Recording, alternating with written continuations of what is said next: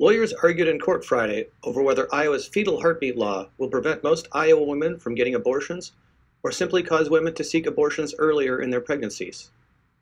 At stake is whether the lawsuit brought by Planned Parenthood of America and the Emma Goldman Clinic will go to trial or be declared unconstitutional without further proceedings. This law is patently unconstitutional and would gravely harm Iowa women if allowed to take effect.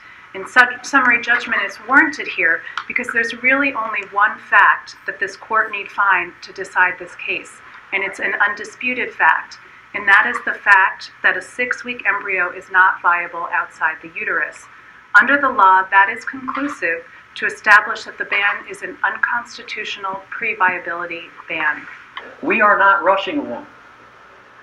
You have to remember that for most of the state nation's history, abortion was generally prohibited.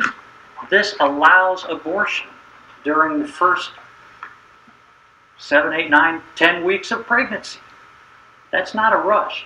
I don't think it's too much to ask a woman who's concerned about whether she's pregnant to make the inquiries and act promptly on something so critical as the life of a developing child.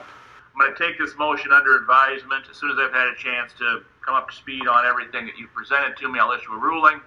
I'll probably take the better part of the 60 days that the state allows me to come to that decision. So if anything else is planned regarding pretrial preparation, keep those plans in place until you hear from me to the contrary. Thank you all. Thank you, Judge. Lawyers argued in court Friday over whether Iowa's fetal heartbeat law